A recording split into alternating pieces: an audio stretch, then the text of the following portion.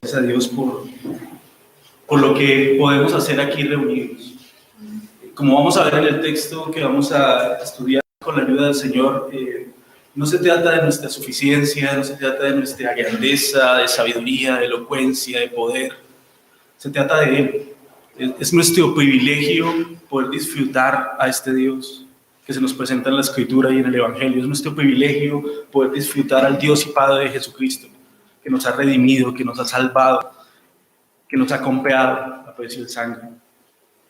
Es nuestro privilegio.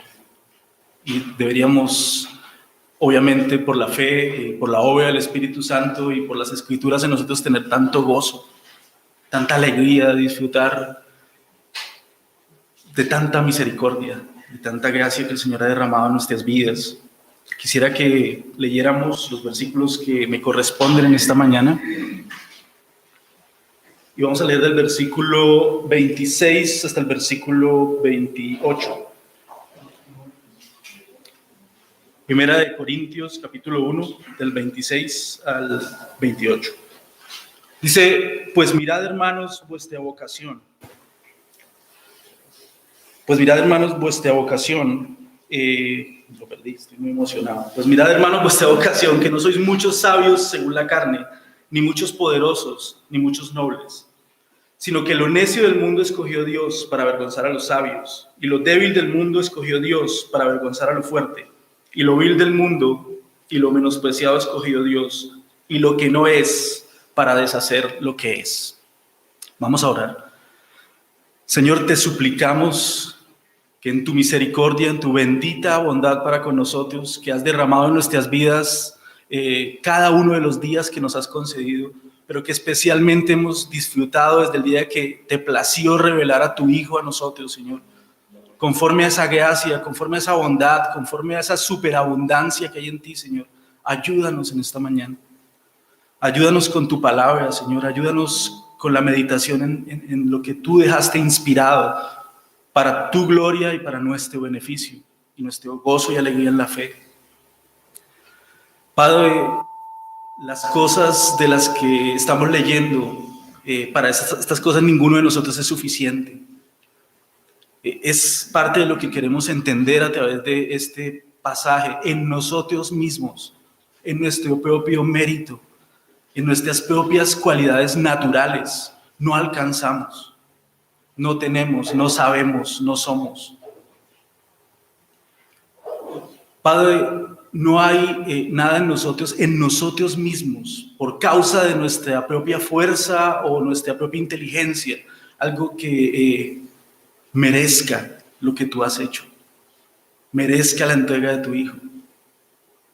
Más bien tú, Señor, eres merecedor de toda la adoración, de toda la alabanza de la que nosotros seamos capaces.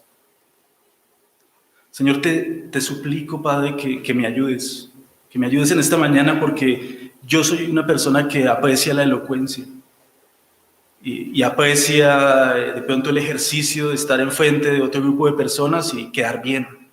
Y no se trata de eso, Señor. Para nada, no se trata de eso. No importa si quedamos mal. No importa si temblamos, no importa si nos conmovemos, no importa si lloramos, no importa si se nos olvida lo que teníamos preparado. Padre, importas tú. Importa lo que tú has hecho, importa el bendito evangelio que mis hermanos han estado exponiendo desde el día de ayer en esta escritura. Gracias, Padre, ayúdanos, sosténnos, capacítanos. Produce tú en nosotros la suficiencia de la que en nosotros mismos carecemos, pero estamos tan confiados y tan llenos de esperanza que tú, conforme a la escritura, perfeccionarás la obra que has iniciado en nosotros hasta el día de nuestro Señor Jesucristo, en el nombre del cual te damos las gracias. Amén. Mientras cantábamos una línea de una de las canciones que decía, siendo yo un pecador, te humillaste por mí. Probablemente he cantado cosas parecidas o he dicho cosas parecidas muchas veces, pero me pegó muy fuerte. Soy un pecador. Me rebelé contra el Dios del universo. Me rebelé contra el Creador, me rebelé contra mi Señor. no lo amé, lo ofendí, y Él murió por mí. Él murió por mí, de verdad.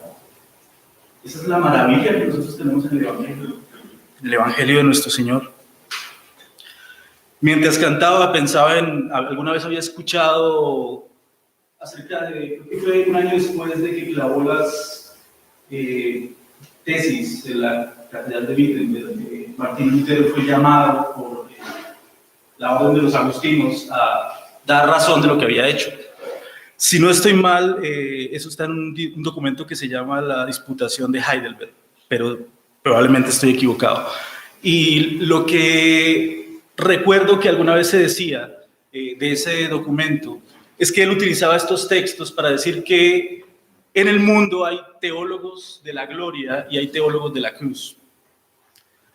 Y él decía que la iglesia de su época había caído en el extremo de querer enseñar y apreciar y estar centrados única y exclusivamente en la parte gloriosa.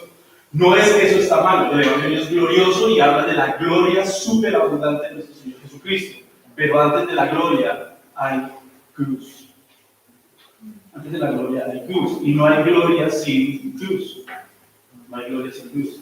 No se puede hablar, o no podemos pensar simplemente en una religión imperial, en una fe ante la cual todos caen obnubilados por tanta grandeza y tanto ornamento y tanto aparataje.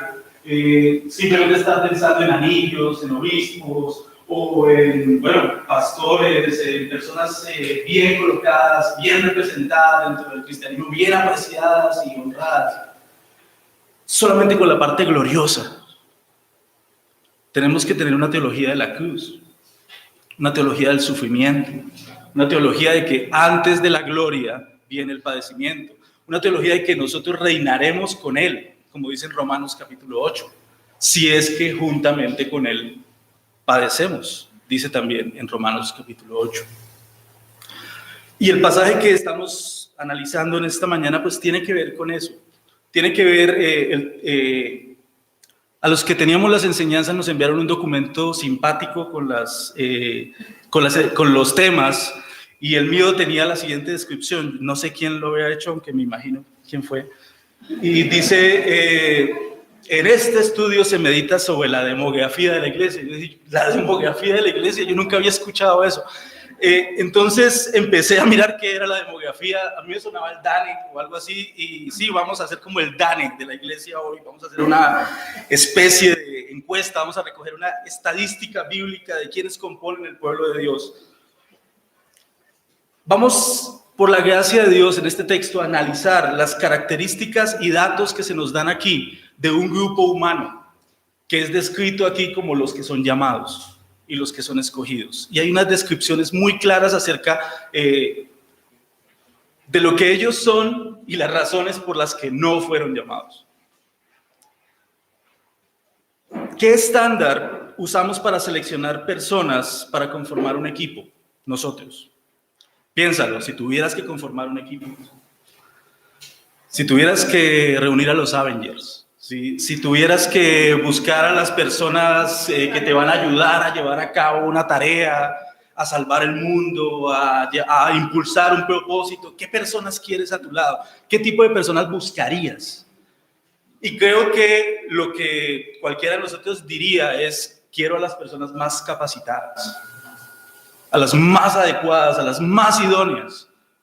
Quiero a mi lado, es decir, si lo que vamos a hacer es algo que tiene que ver, por ejemplo, con preparar alimentos, ustedes no me quieren a mí a su lado. Ustedes quieren a alguien que sea adecuado para esa tarea. Nosotros queremos rodearnos de las personas que van a hacer que ganemos. Queremos que nuestro éxito sea apostarle al ganador. Queremos apostarle al ganador. La pregunta es, bueno, nosotros pensamos así. No sé cuántos echaron un partidito de fútbol cuando eran pequeños. Y pasaron por eso que de pronto algunos tuvimos de que era la selección de los equipos. Yo no quedaba de último, pero no quedaba de primero. Y siempre había los que quedaban de último, y eso es muy triste. ¿Y por qué lo seleccionan de último? ¿Por qué lo dejan para el final? ¿Por qué no están de los primeros que son escogidos? Porque el que está escogiendo está mirando quién me sirve para ganar el partido. ¿Cuál es el que más juega? ¿Cuál es el mejor defensa? ¿Cuál es el mejor portero? ¿Cuál es el que tiene las habilidades que yo quiero y necesito para ganar y que todos digan, uff, qué equipazo, qué gente, cómo juega?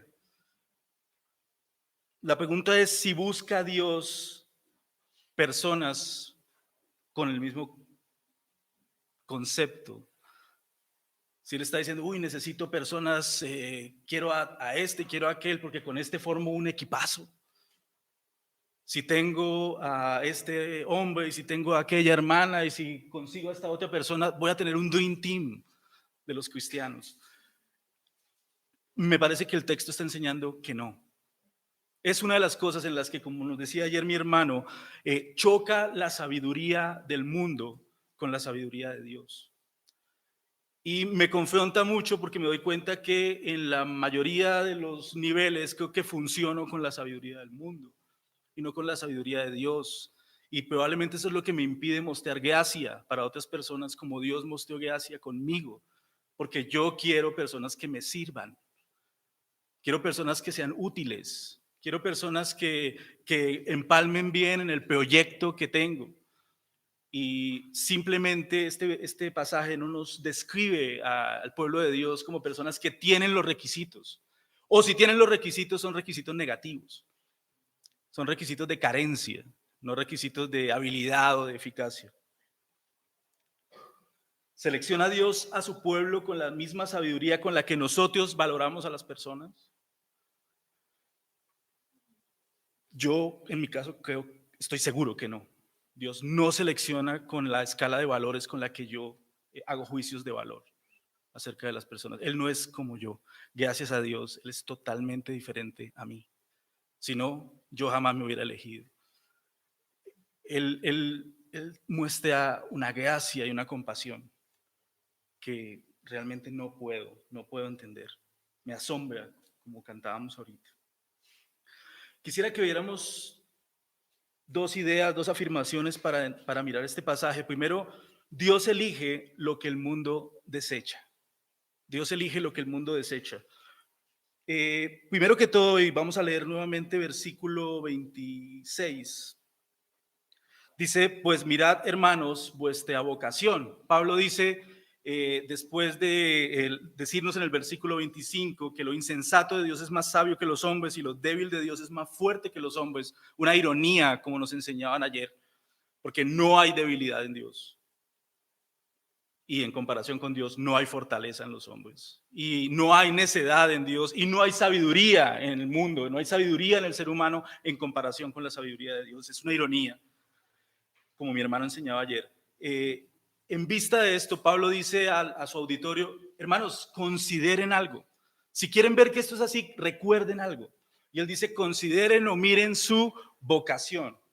Tal vez una forma mejor de utilizar esa palabra es acuérdense de su llamado. Acuérdense de cuando fueron llamados. ¿En qué condición se encontraban cuando Dios vino a sus vidas? Cuando Dios los halló, cuando Dios los encontró. ¿Quiénes eran? ¿Cómo eran? Nos encontrábamos en una situación en la que es totalmente explicable. O sea, si Dios pasaba por el lado y no me seleccionaba, es que de verdad Dios estaba mal. O sea, estaba... ¿Qué le pasa a Dios? Yo tengo todas las cosas que se necesitan. ¿Es eso? ¿Ese es nuestro caso?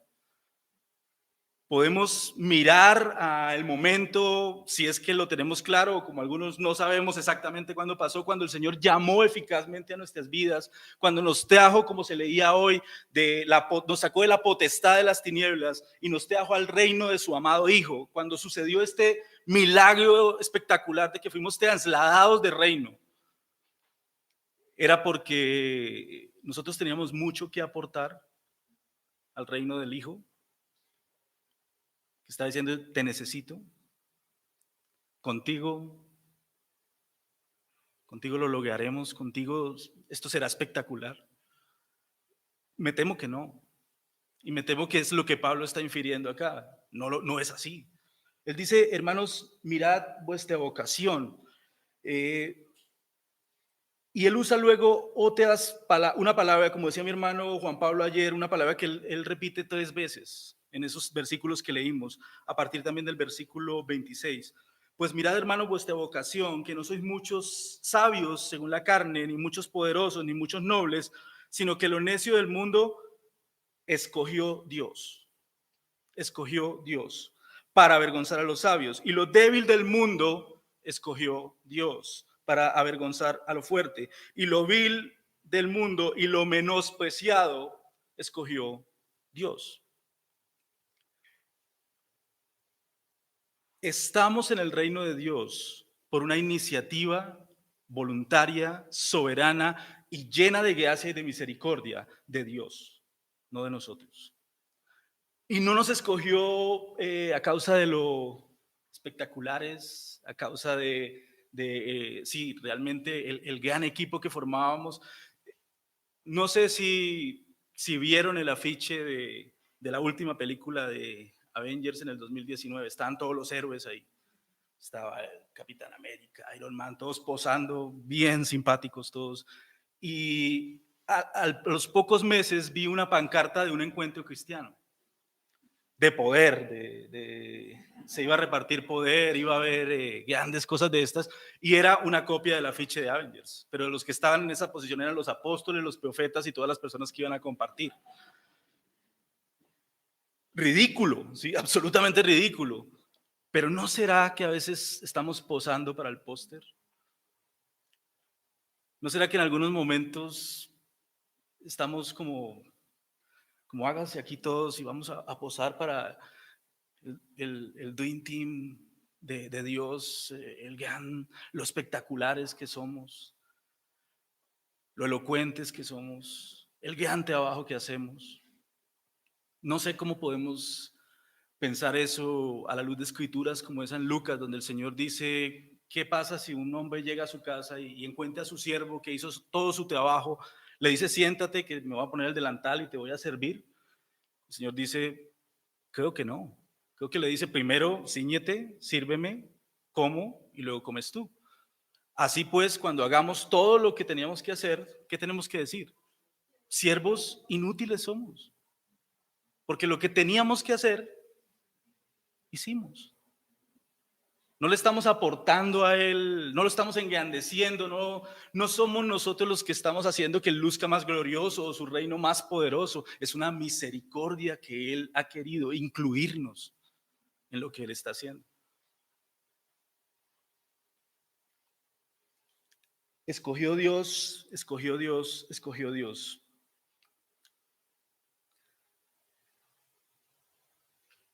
Vamos a mirar una descripción en estos versículos de estas personas que fueron llamadas.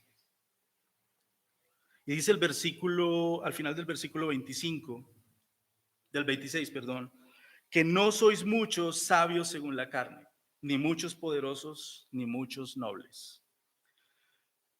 Para salir rápido de esta palabra, dice no muchos, no dice que no había ninguno. Es decir, cuando miramos en la carta, por ejemplo, que se saluda a un hombre como Crispo, se nos dice en Hechos de los Apóstoles que cuando Pablo llegó a predicar a Corinto, él era el principal de la sinagoga. Tenemos ejemplos como Nicodemo, que era un hombre también parte de la élite religiosa de Israel. Encontramos a José de Arimatea, también un fariseo, también parte del Sanedrín, también un hombre adinerado incluso. Fueron llamados por Dios, fueron salvados por Dios, pero no porque eran ricos, porque eran sabios o porque eran muy religiosos o porque eran parte de la élite. Fueron llamados por Dios, fueron salvados por Dios a través de Jesucristo, a pesar de eso. A pesar de eso.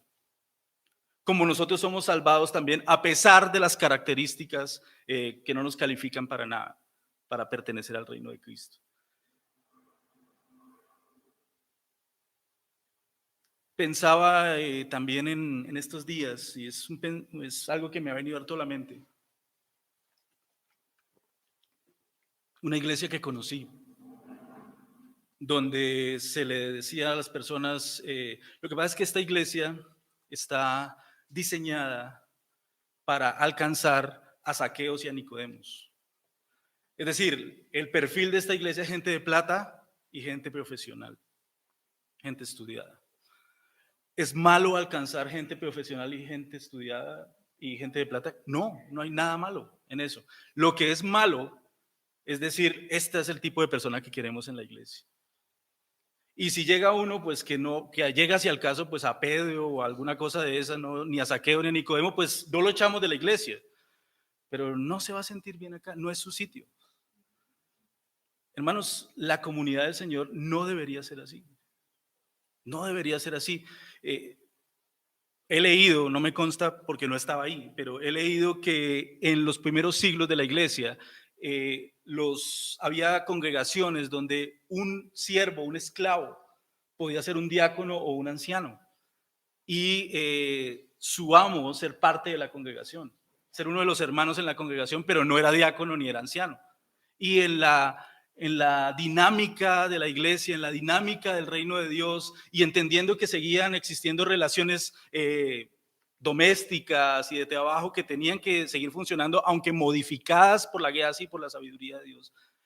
Pero en la iglesia no era por el rango, no era por fuera de la iglesia quién era el que mandaba, quién era el que tenía el sartén por el mango, sino conforme a lo que Cristo iba estableciendo, el liderazgo que el mismo Señor Jesús iba dando a la iglesia.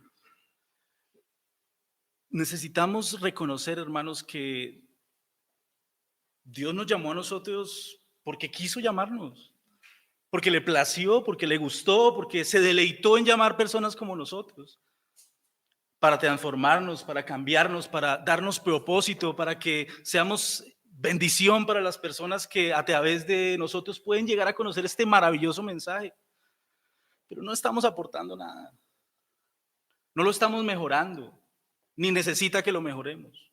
Es parte de lo que pasa aquí. Hay un mensaje maravilloso, el mensaje de la cruz, y no necesita sabiduría humana, no necesita elocuencia humana, no necesita ser promovido con los recursos del mundo y con las estrategias del mundo y con el mercadeo del mundo. Simplemente la predicación del evangelio de Cristo, la predicación del evangelio de nuestro Señor. No muchos, tal vez algunos, pero no la mayoría de la congregación estaba compuesta por ese tipo de personas. No había muchos sabios según la carne, sino como nos dice el pasaje, más bien lo necio del mundo escogió Dios. Entonces lo que él está diciendo, miren su vocación, miren su elección. Hermanos, ustedes no eran los sabios. Ustedes no eran estas personas que discutían en la plaza pública, no eran los grandes filósofos. Ahí no estaban muchos seguidores de Aristóteles o de Platón o de los epicúreos, las personas que se burlaron de Pablo en Atenas. Había algunos creyeron en Atenas, pero la mayoría dijeron, otro día te escucharemos acerca de estas cosas. Pensamos que tenías algo más interesante que decir, algo más lógico, algo más razonable, algo más bonito. Algo de lo que yo puedo chicanear con mis amigos en un cóctel o alguna cosa así. No, este mensaje acerca de un hombre que muere en debilidad y que es resucitado entre los muertos, pero ¿de dónde? La mayoría de las personas que están en la iglesia de Corinto no eran de estos, de los sabios, de los disputadores, de los filósofos. De hecho, parte del problema que había en Corinto puede ser de lo que Pablo está tratando de corregir acá, como también mi hermano lo señalaba anoche, tiene que ver con las divisiones en la iglesia. Acompáñenme a volver a leer algo que se leyó anoche en el capítulo 1, versículos 12 al 13.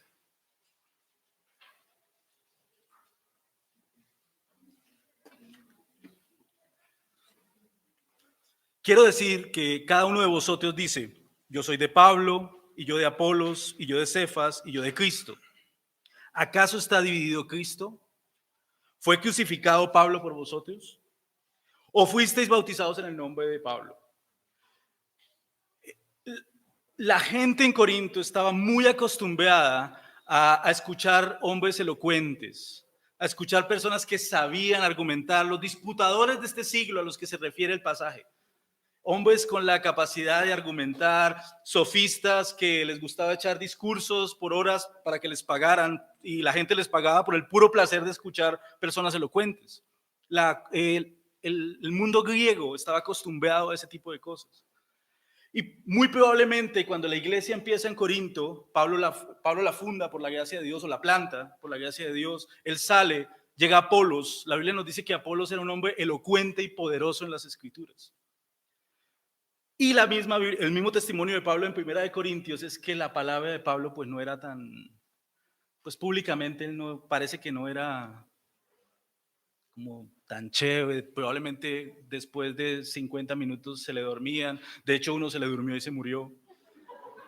Probablemente no era el orador más espectacular, y parece que la presencia de Pablo tampoco le ayudaba, porque dicen la presencia es menospreciable, o sea, no se veía como el apóstol. Mírelo, es que es grande, es que es más alto que todos, tiene una cabellera radiante o alguna cosa así, que envidia. Parece que la pinta no le ayudaba a Pablo tampoco. Y tal vez ellos dijeron, y Apolos predica bien. Uy, Apolos habla bien. Uy, Apolos, ¿sabe qué? A mí me gusta ir a la iglesia es cuando predica Apolos. Cuando predica Apolos, uf, qué bendición. Cuando está Pablo, ay, Pablito. Y Pablo está diciendo, y no es que Pablo esté negando que tenía el don de apóstol y sabiduría, hermanos. ¿Quién de nosotros no quisiera entender un poquito como Pablo entendía las cosas de Dios? Pero era menospreciado. Era menospreciado por este tipo de cosas con las que nosotros medimos y valoramos a la gente. Y de pronto llegó Pedro y pues sí, Apolos habla muy bien y Pablo, pues sí, claro, Pablo empezó la iglesia y Pablo tiene tanta doctrina y tanta enseñanza, pero es que Pedro conoció al Señor. Es información de primera mano. Él estaba ahí, él lo negó. Él nos va a contar cómo cuando el Señor lo miró, él se puso a llorar todo arrepentido, y ahí me encanta, me conmueve cuando predica Pedro. Y al parecer se empezaron a formar partidos dentro de la iglesia, sectarismo dentro de la iglesia, porque ellos estaban acostumbrados a seguir sabiduría humana y a continuar o a andar detrás de personalidades, dones que Dios había dado a la iglesia. Ni Pedro, ni Pablo, ni Apolos eran cosas malas. Eran dones misericordiosos que el Señor le había concedido a la iglesia de Corinto. Pero somos expertos en pervertir lo bueno, en pervertir lo que es bueno, en corromper lo que fue hecho para nuestro provecho. Hermanos, dice Pablo, no eran muchos sabios. ¿De dónde cogieron ahora esta cosa de buscar el mejor discurso o de irse simplemente detrás de la mayor elocuencia o de la mejor argumentación? Luego el evangelio que yo les prediqué no fue sencillo, no fue a Cristo y a este crucificado. No era esa la palabra que se compartía entre ustedes. No era el mensaje que produjo entre ustedes la fe, el gozo, la alegría, la esperanza. Que Jesús murió por sus pecados, que Jesús resucitó, como dice también en el capítulo 15, el evangelio precioso de nuestro Señor Jesucristo. Claro, hablamos y comentamos y decimos y procuramos explicar, pero quitamos la vista de este precioso evangelio para ponerlo en el mensajero. Quitamos la vista de este maravilloso mensaje para colocarlo en aquellos que fueron puestos para entregarlo simplemente, y amamos más al mensajero que al mensaje. O peor aún, estamos más encandelillados con el mensajero que con aquel que envió el mensaje y aquel de quien se trata el mensaje. Hermanos, no hagamos esto, porque además lo que Pablo está diciendo a la iglesia en Corinto es: ustedes mismos, cuando estaban en la carne, la mayoría de ustedes no eran los de la plaza, no eran los del ágora, no eran los que hacían las discusiones. Los filósofos y los disputadores pasaban al lado de ustedes y ni los miraban, no los consideraban. La mayoría de ustedes no eran importantes en ese tipo de discusiones. Ahora, ¿por qué se quieren inflar? Manténganse en la sencillez del evangelio de Jesucristo, centrados en Jesucristo, en lo que Él hizo, en lo que Él es, en lo que Él vale, en lo que Él transforma, en lo que Él enseña, en lo que Él promete. No eran solamente, la mayoría no eran sabios según la carne, sino más bien necios, sino que no había muchos poderosos, sino más bien débiles. Una palabra que en otras partes del Nuevo Testamento se traduce enfermos.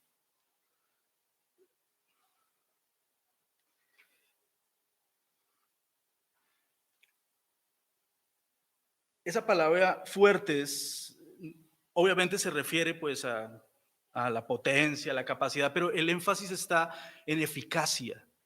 Una eficacia que es según la carne, alguien que lo puede hacer naturalmente, en sus fuerzas, tiene la capacidad, nació con eso, viene bien capacitado para hacer las cosas. Y lo que Pablo está diciendo, la mayoría de ustedes no eran personas tampoco, no eran unos berracos, no eran los que siempre se salían con la suya. No eran ese tipo de persona, ya no necesito preguntarle a nadie, yo no necesito de nadie. Cuando yo quiero hacer, lo hago porque quiero y puedo. La mayoría de nosotros no éramos así. Queríamos hacer una cantidad de cosas, pero no podíamos. No teníamos con qué, no teníamos la capacidad, no teníamos la fuerza, no teníamos... Y el Señor nos miró a nosotros con compasión. No dijo, venga para acá, venga para mi reino, porque es que usted es tan espectacular. Yo sé que colocando a uno como usted al frente, usted abre camino. Mejor dicho, usted se va a tragar el mundo vivo y mejor dicho, ahora sí, por fin. Qué bueno que llegaste. Dios no necesita eso. Todo lo contrario.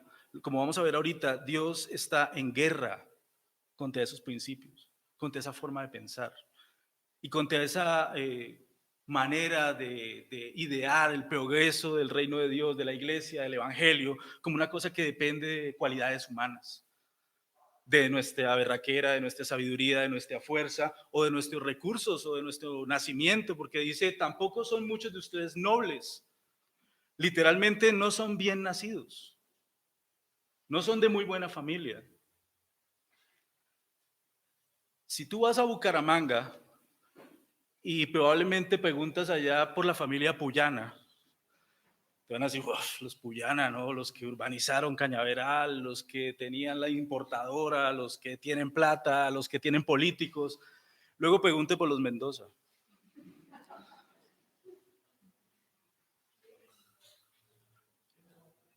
¿Quién es esa gente? Y el punto no es que Dios puede salvar un Puyana, ojalá salve muchos Puyana y Ramírez y el apellido que sea. La cosa es lo siguiente, la cosa es Olaya, lo siguiente, hermanos, tenemos una manía hoy en día. Si tal persona fuera cristiana, uy, si ese cantante fuera cristiano, entonces todos los jóvenes se convertirían. No todos los jóvenes dejarían de seguir a ese man y seguirían a otro del mundo como el que seguían antes, si es que realmente se convirtió. No hay ninguna garantía, no hay ninguna fuerza necesariamente, no hay nada inherente en que la gran personalidad o la persona con gran pedigrí o con gran apellido o con mucha plata o con mucha influencia social, ay, si esta persona estuviera en la iglesia, aquí en Villa de Leyva nos comíamos Villa de Leyva mordiscos, si tal persona fuera parte de la iglesia. Eso no es así. Simplemente no es así. Que Dios puede salvar a este tipo de personas y usarlo para su reino, claro que sí, pero no es el plan, no es la estrategia de Dios. Es que yo estoy alcanzando a las personas relevantes de cada comunidad y cuando las personas más espectaculares de la comunidad estén en la iglesia, el reino va a avanzar.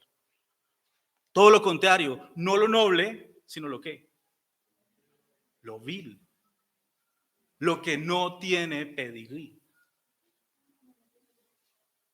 Los Mendoza, por ejemplo.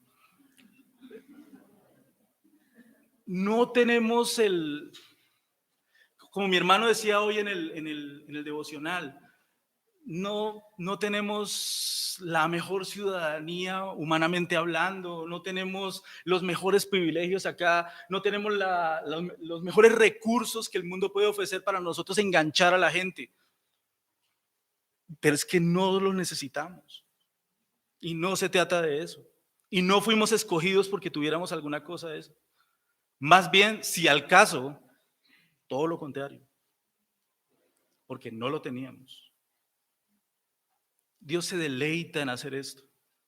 ¿Por qué? Porque el que se gloríese en el Señor. Gloríese en el Señor. No se gloríe en la elocuencia de Apolos. No se gloríe en el conocimiento de Pablo. No se gloríe en la experiencia de Pedro. El que se gloríe, el que se las va a dar, el que se va a jactar, como nos enseñaba mi hermano ayer, el que va a decir, ¿sabe qué? Yo me las doy del Señor que yo tengo. El que me salvó. el que me amó, el que pagó por mí. Yo no merecía nada de eso. En mí no hay mérito, en mí lo único que hay es todo lo contrario. Mérito sí, pero para el infierno. Mérito, pero para la condenación. Mérito, pero para una eterna infelicidad. Y Cristo me amó. Con Cristo estoy juntamente crucificado y ya no vivo yo. Más vive Cristo en mí. Y lo que ahora vivo en la carne, lo vivo en la fe del Hijo de Dios, el cual me amó y se entregó a sí mismo por mí. De verdad, es increíble. ¿Qué importa si hablo o no hablo? ¿Qué importa si tengo plata o no? ¿O apellido? O esas cosas. Eso no importa. Eso no significa nada en el pueblo de Dios. Cristo es todo. Cristo es todo. Y él termina diciendo en el versículo, al final del versículo 28, Pablo termina en estos versículos, yo no he terminado, así que no se emocionen. Pablo termina diciendo en estos versículos, y lo que no es para deshacer lo que es. Él no había hablado de eso, él había dicho sabio, lo contrario, necio. Él había dicho poderoso o fuerte, lo contrario, débil. Él había dicho noble, lo contrario, lo opuesto, vil y menospreciado. Pero ahora él da este encime. Y lo que no es para deshacer lo que es. Leía hace poco en algún lugar que con gran probabilidad a lo que Pablo se está refiriendo es algo que tiene mucho sentido para los griegos. ¿Cuántos aquí sabemos lo que significa democracia? ¿Qué es democracia? Es una idea griega, una palabra griega, el gobierno o el poder en el pueblo. Y nosotros entendemos con eso que ¿quiénes tienen el poder? Todo el mundo, ¿cierto?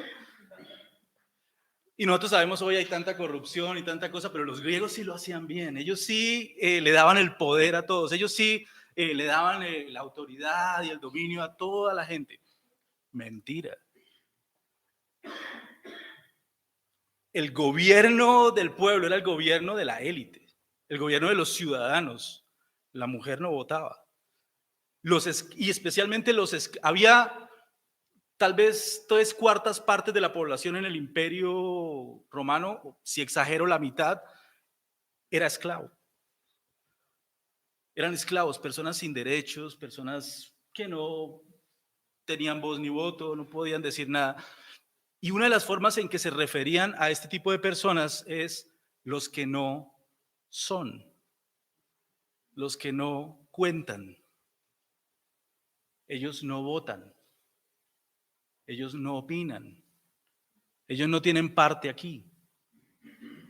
No es una sorpresa que cuando estudiamos un poquito de la historia de la iglesia encontramos que quienes eran altamente captados por la fe cristiana, los que no eran, los esclavos, los siervos. ¿Había de los otros? Claro que sí, por la gracia de Dios.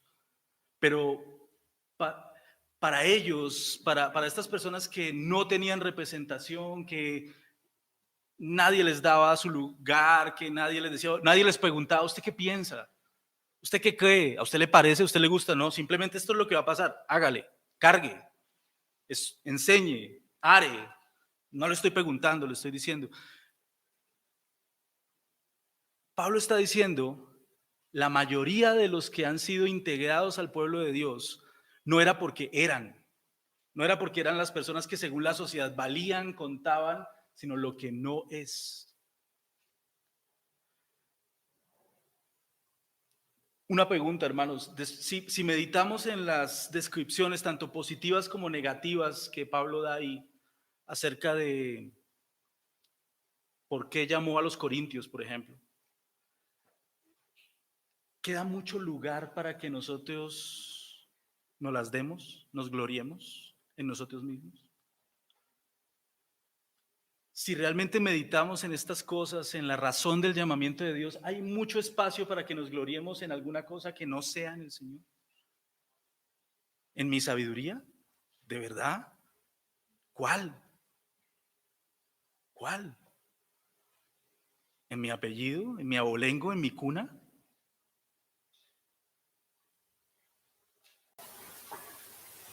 Ah, en mi poder, en mi influencia. La gente me, me hacía caravana o me pedía la opinión para todas las cosas. ¿De verdad? ¿Esos éramos nosotros? No es así. Al menos no para la mayoría de nosotros. Es Él, es Cristo, es nuestro Señor Jesús. Dios escogió lo necio, lo débil y lo vil del mundo. Aún, la cosa es, Él escoge lo que aún a los ojos de los hombres no tiene valor.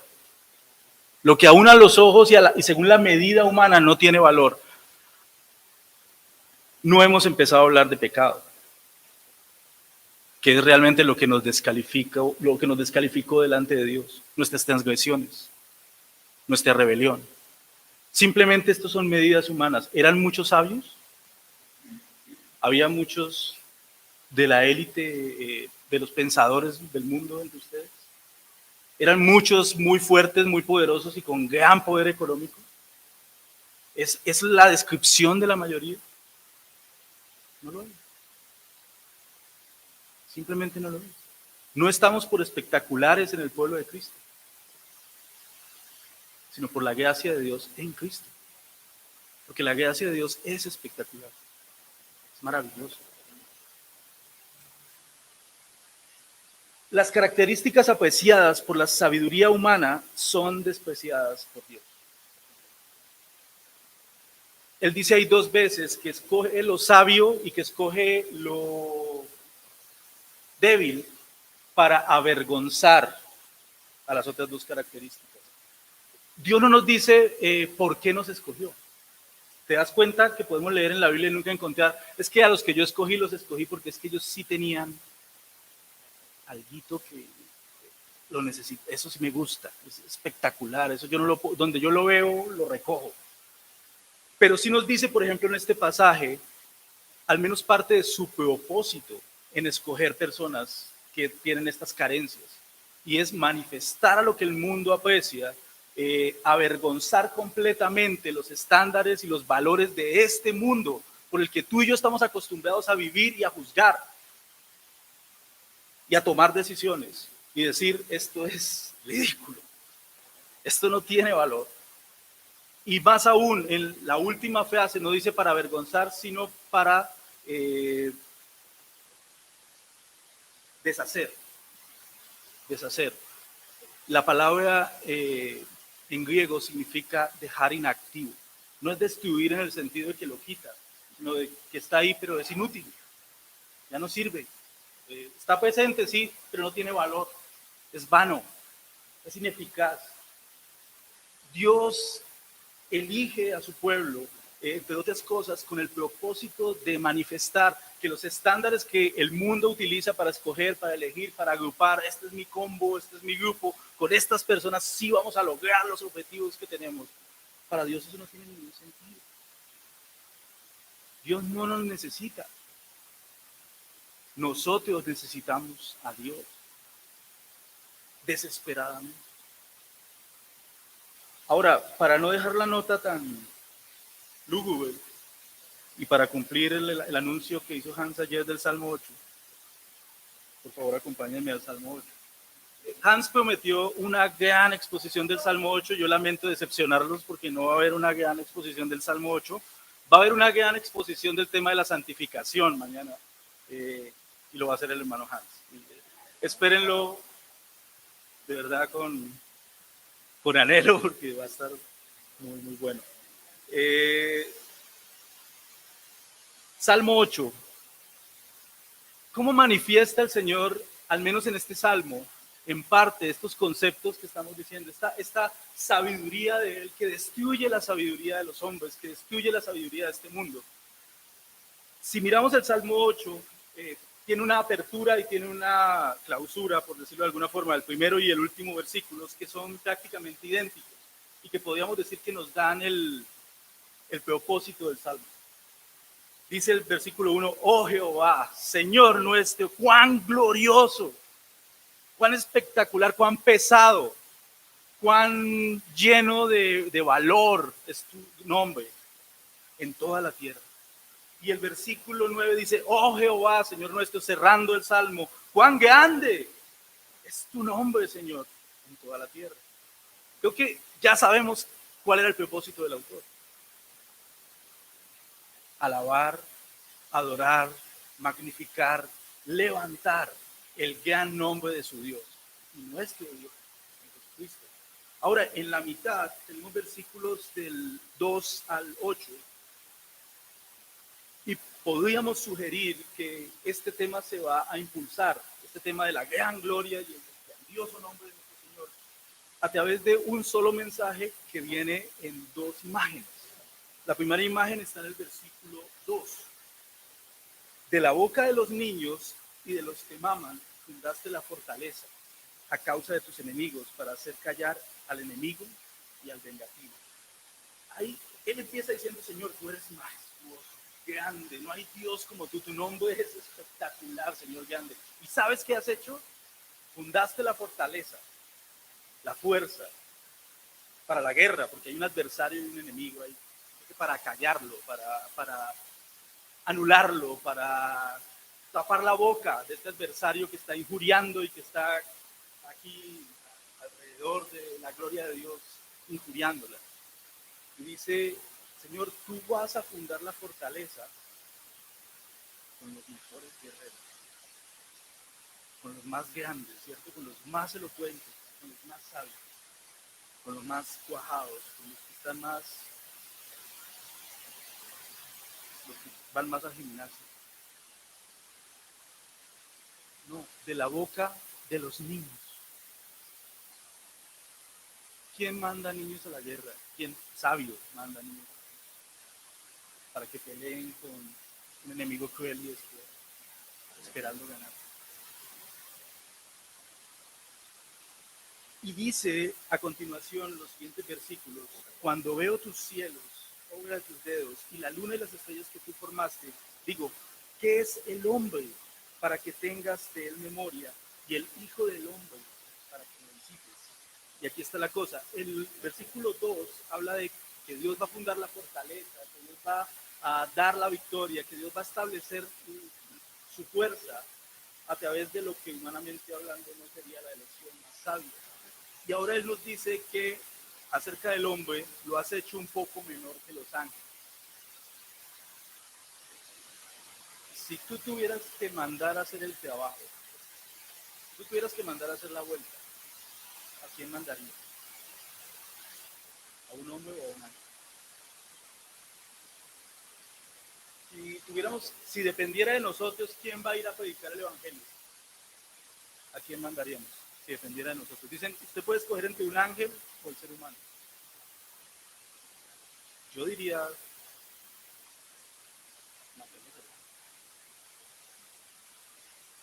su voz puede ser como más fuerte y más espectacular y los que lo ven se desmayan y todo eso. En cambio, de pronto los que me escuchan a mí se ríen. Lo has hecho un poco menor que los ángeles, pero como mi hermano Hans decía ayer, lo coronaste. Aunque era pequeño, aunque no fue diseñado para ser espectacular en sí mismo, Dios lo dotó de dignidad, de propósito y le entregó las obras de sus manos para que las gobernara. David, que es el escritor de este salmo, si no estoy mal, ¿a dónde está mirando? ¿A qué época de la historia? A Edén, al capítulo 1 de Génesis, cuando Dios le entrega a la humanidad el señorío. Nos dice, crezcan, multiplíquense y señoreen sobre los peces del mar, sobre las aves del cielo, sobre todas las obras. Les doy esto para que coman, multiplíquense, crezcan, reflejen mi gloria, extiendan mi reino a través de esta maravillosa tierra que les estoy dando. Gobiernen en mi lugar y para mi gloria. Como mi hermano decía ayer, este mensaje que deshace la sabiduría, la fuerza y la potencia humanas, no es para decir que Dios no tiene propósito con nosotros, sino que no comparte el propósito que nosotros hemos diseñado para nuestras vidas. Él tiene algo mejor. que puede incluir de pronto que muramos por predicar el Evangelio, pero es mejor, mucho mejor. Y él sigue diciendo acá y dice, le hiciste señorear sobre las obras de tus manos, todo lo pusiste debajo de sus pies, ovejas y bueyes, todo ello. Asimismo las bestias del campo, las aves de los cielos y los peces del mar, todo cuanto pasa por los senderos del mar. David medita en la historia de la creación y dice, Señor, cuando yo considero y aún veo tu creación y pienso en lo que la Escritura nos dice que tú hiciste al principio y para lo que estableciste a la humanidad, yo digo, pero es demasiado, es un destino muy grande, es un llamado impresionante, Señor, es excelso, es maravilloso. ¿Qué es el hombre para que tú te acuerdes de él y lo visites, teniendo en cuenta este gran llamamiento? Y David no está considerando en el salmo, en este salmo por lo menos, solamente la diferencia porque uno es criatura y el otro es creador. Pero entonces sabemos qué pasa después. Nos dijeron, señoré para mi gloria. Y nosotros dijimos, señorearemos para la mesa, para nosotros, para mí, para mis deseos, para mis delitos, para complacerme a mí, según mis leyes, según mi sabiduría, según mi parecer. Dios desarrolla en su palabra este salmo por lo menos en dos lugares que sé que son conocidos. Uno tiene que ver con lo que mi hermano William habló ayer de la entrada triunfal, pero no en el Evangelio de Marcos, sino en el de Mateo. El Señor está entrando al templo y están gritando las personas, Hosana, bendito el Hijo de David que viene, bendito el reino de David, nuestro Padre que es establecido. Y los fariseos, los saduceos, el gobierno del templo que no aceptaba a Jesús y que lo rechazaba, dijo, oye, ¿no escuchas lo que estos dicen? El enemigo injuriando. Oye, ¿no escuchas lo que estos dicen? ¿No oyes lo que están diciendo de ti? Y el Señor Jesús les dice, sí, y ustedes no leyeron de la boca de los niños y de los humanos. Estableciste la fortaleza, estableciste la alabanza. No sabían que eso iba a ser así. Dios está confundiendo la sabiduría de Dios. El mismo Señor Jesús dice también en Mateo capítulo 11, te alabo, Padre, Señor del cielo y de la tierra, te alabo. Porque escondiste estas cosas de quién? Los sabios. Y se las revelaste a quién? A los niños. Y unos capítulos después Pedro le dice, Señor, tú eres el Cristo, el Hijo del Dios viviente. Y el Señor Jesús le dice, bienaventurado eres tú, Pedro, hijo de Jonás, porque esa información no te la reveló carne y sangre. ¿Me entiendes? Mi Padre está en los cielos. Hermanos, qué privilegio. Nosotros sabemos las cosas a las que no podríamos haber llegado por nuestro propio razonamiento y filosofía. No podríamos haber conocido esto por nuestra inteligencia, por nuestros caminos, por nuestro raciocinio. Fue revelado. Y el otro lugar donde se desarrolla este salmo, y terminamos aquí, acompáñenme por favor a Hebreos capítulo 2.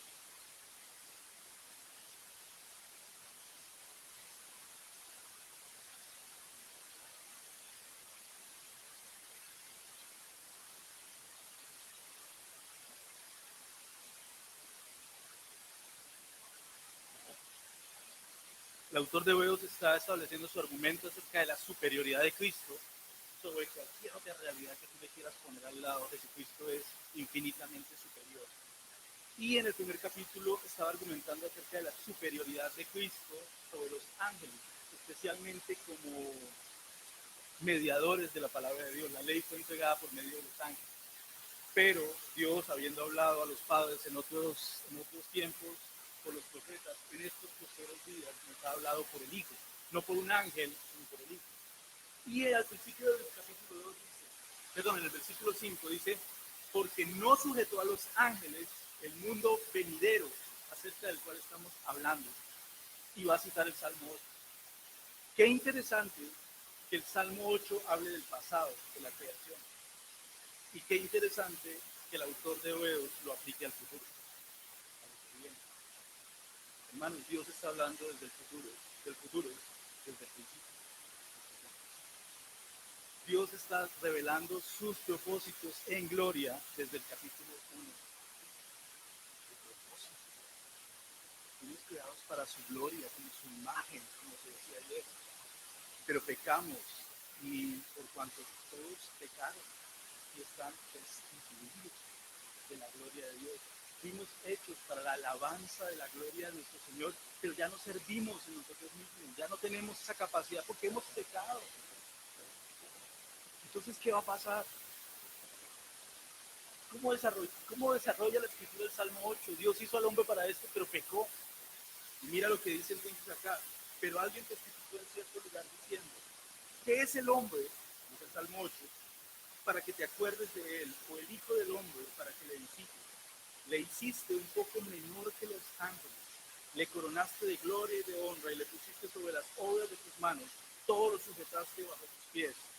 Qué bonito dice el autor de Hebreo. El problema, versículo en la siguiente parte, porque en cuanto le sujetó todas las cosas, nada dejó que no sea sujeto a él, pero todavía no vemos que todas las cosas pasó.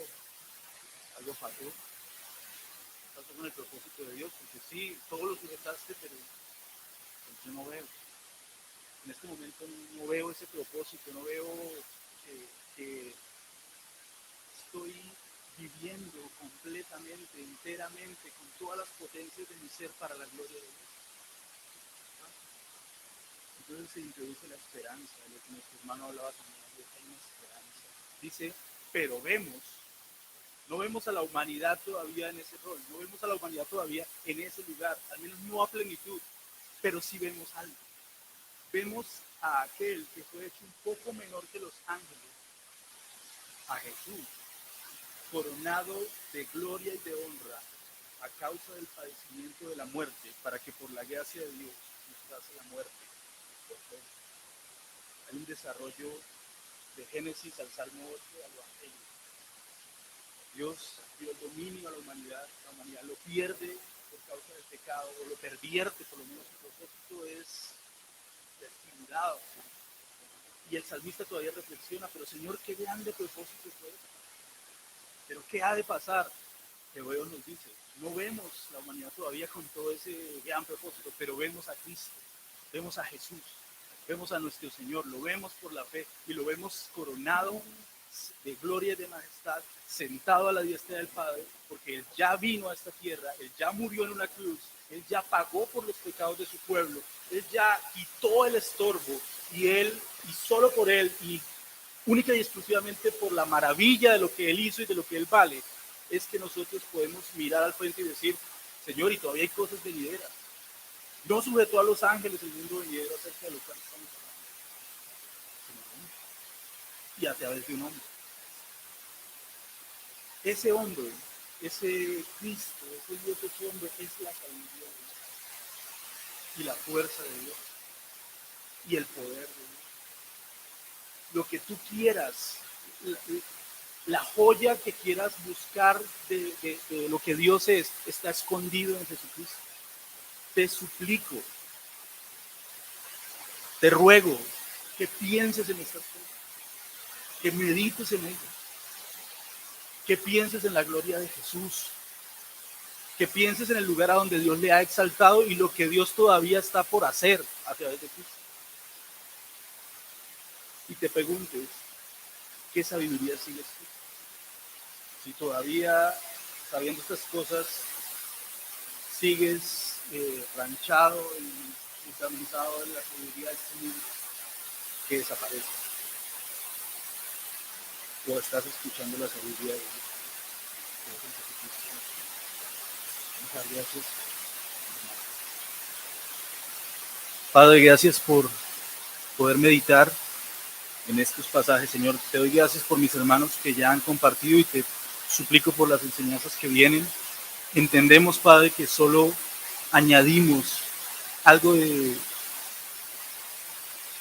un comentario de la gloria que hay en estos versículos, en estos pasajes. Ayúdanos, sosténnos, Señor. Y sobre todas las cosas, permítenos apuntar a aquel que es tu sabiduría, a aquel que es tu justicia, a aquel que es tu santificación, a aquel que es completa redención, a tu Hijo. en quien están escondidos todos los secretos de la sabiduría y del conocimiento. En el nombre del Señor Jesús.